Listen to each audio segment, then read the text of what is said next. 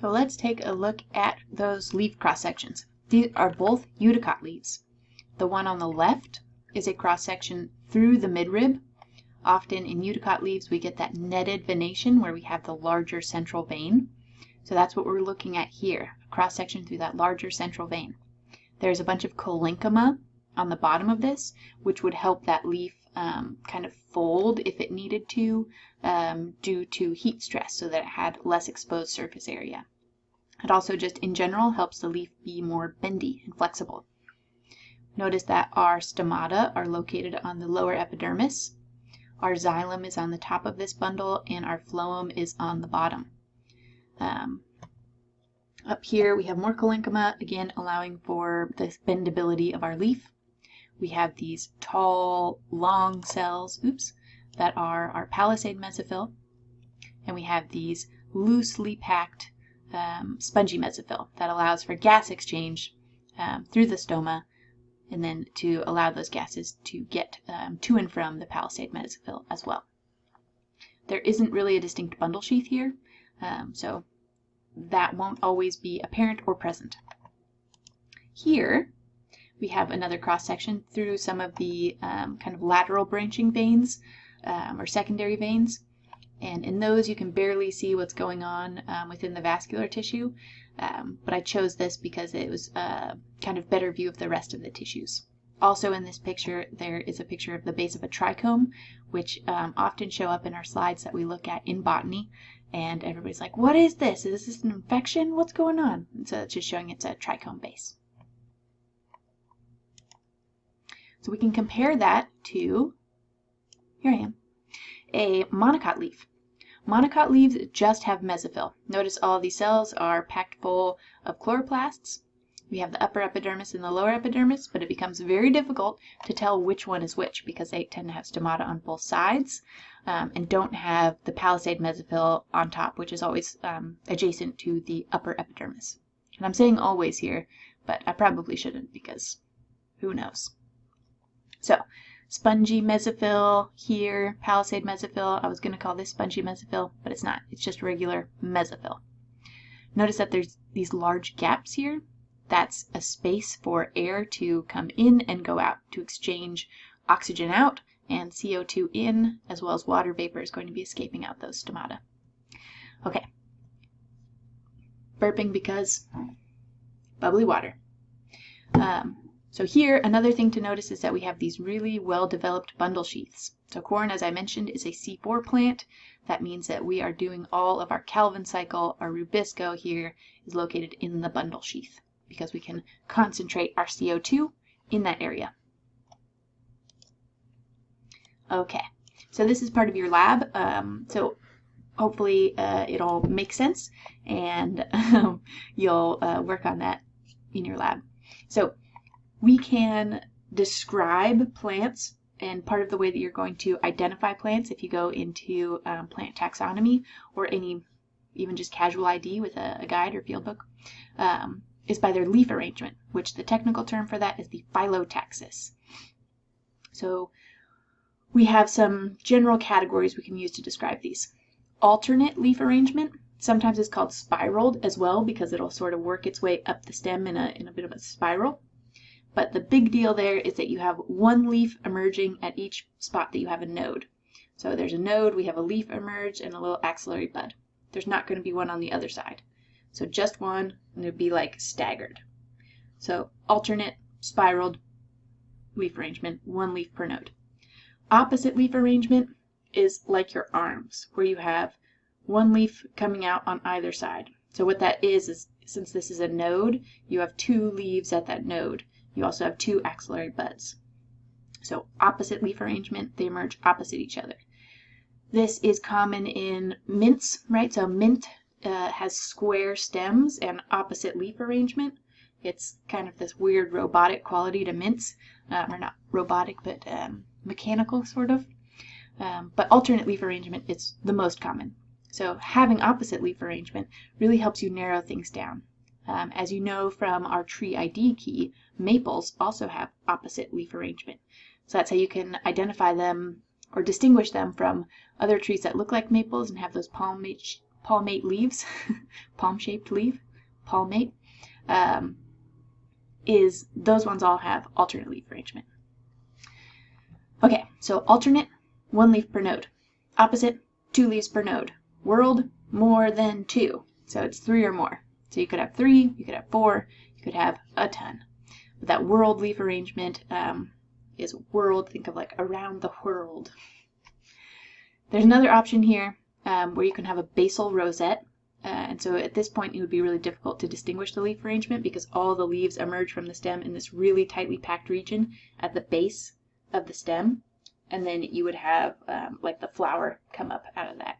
So that makes it really difficult to determine the leaf arrangement, but that would usually be called a basal rosette. I think sometimes that's also called being caudate, where you like don't have a stem. Okay. Phyllotaxis, leaf arrangement. Ooh, this I've already done in one of our previous lectures, was attempt to draw the parts of a leaf. But what I will draw for you are the parts of a compound leaf. So, this nice dark green here. If you remember, we have our simple leaf, which could be palmate in its shape, where it was shaped more like a palm or not. So here we have our petiole. Here we have our blade or the lamina.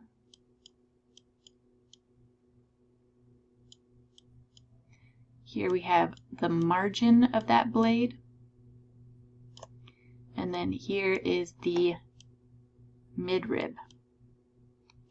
And we know this is a single leaf because as it attaches to the stem, there'll be a little axillary bud there. And it emerges below that axillary bud. Okay, so this is a simple leaf. A compound leaf, I should have probably color-coded this. So will emerge one single leaf from the main stem. There's our axillary bud there. Here's our main stem that I'm coloring in really dark. So the leaf emerges, but then it does some stuff. Oop.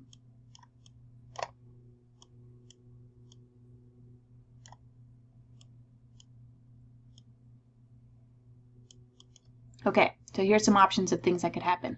This is a single leaf with several leaflets. Leaflet.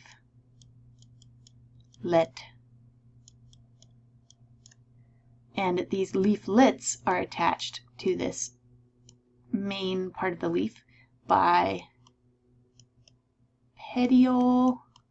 This is going to be hard. Petioles.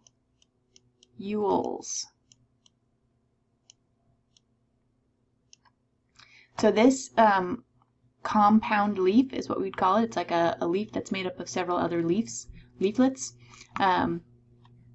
Doesn't have a sort of main central thing. It is a palmate leaf because all the petioles attach to this one part.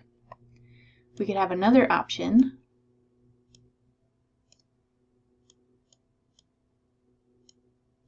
where instead of emerging all from the same spot, there's kind of this central stem that they all emerge out of. Oops. Okay, bear with me. So this one is palmately compound. This one is pinnately compound. Think of pinna like feathers. Pinnate. Oof. And this central part of the stem here, I guess it's not this part, just this part where the petioles attach, is going to be called the rachis, which we also saw in ferns. So, sorry that this is a terrible picture, but I'm about to show you some good pictures. So, let's turn off the drawing here and go to the next slide. Okay, so here's our simple leaf. We have the axillary bud there in the leaf axil. We have a petiole attaching the leaf blade to the main stem. Here it shows stipules, which I always forget to draw, which are paired appendages at the base of a leaf. So stipules, they come in sets of 2, and they just emerge below a leaf. They're still, I think, considered leaf tissue because we talk about them in our leaf modifications. So the petiole attaches the blade, or if there's no petiole, then it's just a sessile leaf where the blade attaches directly to the stem. The midrib is that central vein where we then have these branching smaller veins. What else am I missing? And the margin here. Okay, so that's a simple leaf. We can also have compound leaves. So here we have a pinnately compound leaf where we have several leaflets, 6 of them, attaching to this rachis, which is this area where all of the petioles attach. And then the petiole is still the part of the stem that attaches what would be the leaf blade. Imagine this as a single blade that's then divided up into several leaves. So the rachis is like where the midrib would be, and then we have these little leaflets where the blade would be. So that is a once compound leaf. Here we have these in a opposite leaf arrangement system, but it's still the same thing. You can tell that that's a single leaf instead of many leaves because these don't have little axillary buds, but this one does. Here we have a palmately compound leaf with sessile leaflets. So this is something like you would see on a chestnut. You can also have leaves that are more than once compound, so twice compound or thrice compound. You would see these on like acacias. So actually I'll just look up a acacia picture real quick. So here's a stock image of an acacia leaf. You can see it has this little sheath at the base here. That's where it would be sheathing around the axillary bud. Axillary buds are often very small, so sometimes you have to like peel back the leaf to see them in there. The leaf often protects that axillary bud because that's where you'd have growing tissues waiting to then emerge, right? So leaves have this function of protecting that axillary bud. It's not usually out there super visible until it's ready to sort of burst forth with its tissues it's going to make. So this is where our bud would be. We do not have those here at these little leaflet axils. So this is a twice compound leaf because we have the main rachis here where we have our what would have been leaflets coming off, but then those leaflets are compound. So each of these little things that we would normally call a leaflet is a leafletlet. And if they had them, these would be petioles.